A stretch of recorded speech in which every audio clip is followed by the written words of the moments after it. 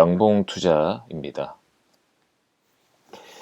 이번 영상에서는 건설주에 대해서 조금 말씀을 드릴까 합니다. 지금 해당 종목들이 보이시나요? 이 건설주를 좀 추려봤고요. 종목들이 거의 68개, 거의 70여 개 됩니다.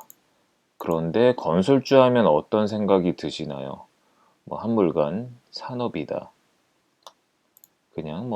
그냥 저평가다. 건축시장, 이제 부동산 시장도 좋지도 않고 해외 쪽으로 발을 돌리면 프렌트 시장도 좋지 않다. 건설주 과연 투자할 만한가 라고 생각이 들 겁니다. 실제로 그렇습니다. 보시면은 퍼가 그 시가총액 순위로 나눠져 있는데 퍼 자체가 상위 종목에서는 다 10 전후입니다. 다른 반도체나 또는 최근에 이슈되는 그런 바이오주 같은 경우에는 50 또는 심지어 100이 넘는 포도 많죠. 그런데 건설주는 상대적으로 너무 저렴해 보인다. 그런데 그렇다고 해서 마냥 저평가의 주를 사기에는 미래 성장 가치성이 없죠. 그런 걸 보시면 ROE에서 조금은 나타나는 것 같긴 합니다.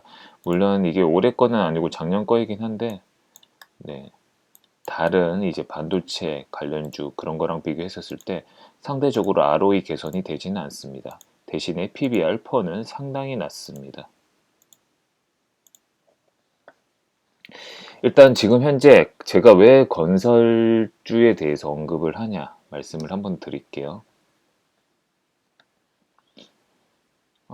이 지금 본 영상 중에 제가 건설주가 유일하게 하나를 제가 관심 종목으로 말씀드린 종목이 있네요. 보니까 제목은 풍력 관련주 육상 풍력으로 해서 코오롱 글로벌 말씀을 들었고요. 코오롱 글로벌 하면 건설주죠, 사실 코오롱 글로벌 자체가. 근데 조금은 이제 건축 시장 단순히 건설이란 것보다 건설업이란 기대감보다는 다른 관점으로 볼 때다라고 말씀드릴게요. 최근에 이제 정부에서 뉴딜 펀드를 좀 발표를 했었죠. 그리고 그 뉴딜 정책에는 디지털 뉴딜 그리고 그린 뉴딜이 있습니다. 그런데 10월 달에니까 이제 그린 뉴딜에 저희가 집중을 해야 될 것 같습니다. 보시면 화학, 에너지 이런 여러 부분이 있습니다. 근데 저희가 좀 집중해야 되는 부분은 이런 부분이죠. 경제활동 기반시설, 도로, 철도, 항만, 하수도, 하수, 폐기물 처리시설 이런 부분들입니다.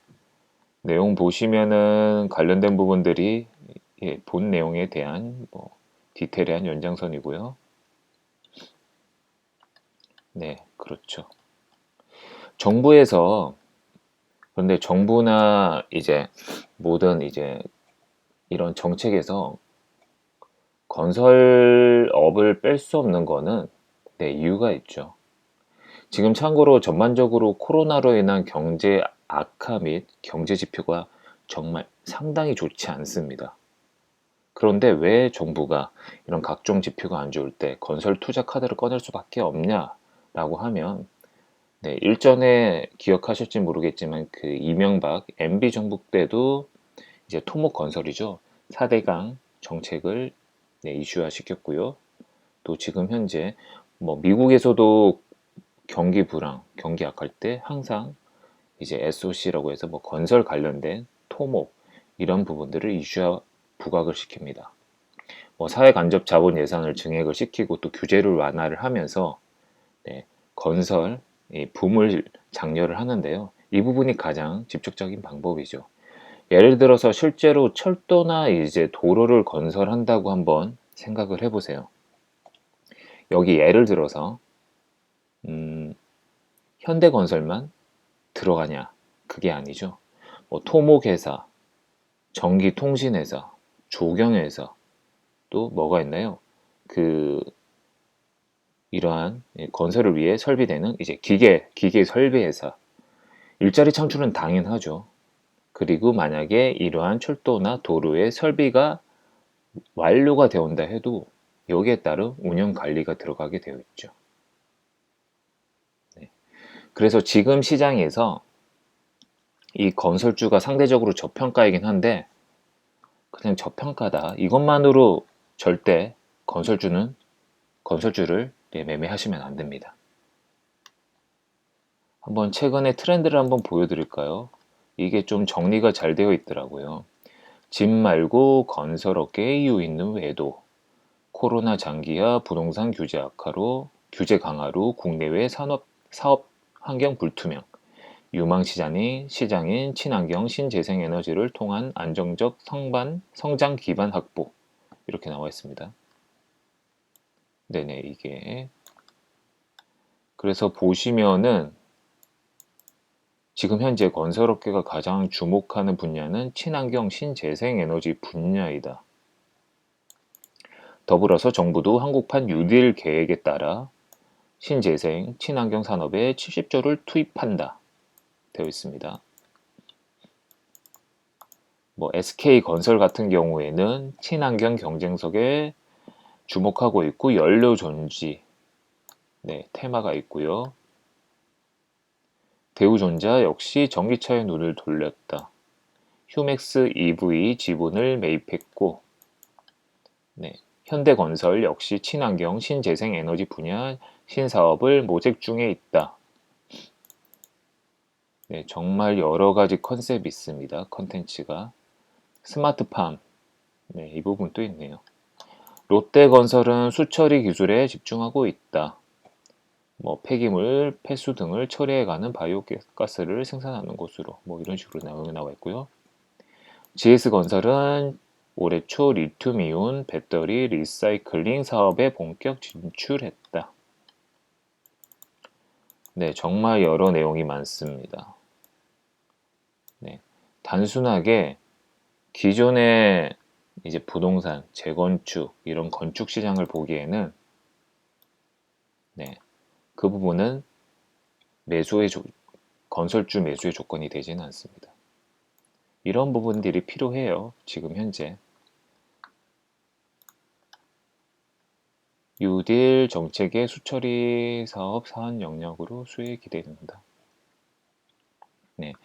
그래서 이렇게 많은 종목이 있는데 좀 정리를 한번 해드리겠습니다. 정리를 하자면 먼저 다들 아시다시피 건설주 저평가입니다.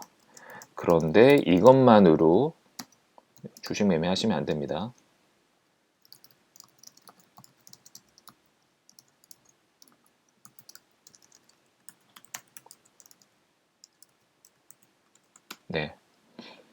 그리고 코로나로 인한 경기 부양 기대감. 물론 코로나 플러스 경기 악화, 경기 지표의 하락 때문이죠. 이게 뉴딜 정책입니다. 그리고 기존에 이제 건축이나 플랜트에서 아까 보셨던 건설사의 외도죠. 신규 사업 진출을 정말 관심 있게 보셔야 됩니다. 그 중심에는 정부의 그린 뉴딜 정책이 있습니다. 여기 아까 뭐가 있었죠? 친환경 정책, 신재생에너지 여기 여러 가지가 있겠죠. 이 세 가지 포인트를 두시고 여기 건설주에서 종목을 발굴을 하셔야 돼요. 아까 말씀드린 것처럼 코론 글로벌 건설주인데 이 퍼센테이지가 좀 남달랐고요. 제가 다른 영상에 자세하게 설명은 되어 있습니다. 근데 코론 글로벌은 이런 모듈러 건축이나 음압, 코로나 때문에 음압 변동, 그 다음에 풍력주로 이렇게 상승을 한 거거든요. 그런 부분에 실적이 또 미쳤고. 그래서 이번 그린 뉴딜 정책에서 어떠한 종목들이 수혜를 받을 수 있을까 관심 있게 보셔야 됩니다. 전반적으로 시총 1000억 전후 이제 회사들이 다 저평가 받았던 것 같아요. 물론 일부 회사들은 부채 비율이 조금 높기는 했습니다. 그런데 전반적으로 정부의 뉴딜 관련된 정책을 관심 있게 한번 보시고 네, 꼭 좋은 종목 발굴하셔서 좋은 성과 이루시길 바라겠습니다. 오늘 간단하게 이렇게 말씀드렸습니다. 예, 지금까지 양봉 투자였습니다. 그리고 유튜브 구독과 좋아요 도움이 되셨다고 하면 물론 알람도 설정 잊지 말고 해주시면 감사하겠습니다. 네, 감사합니다.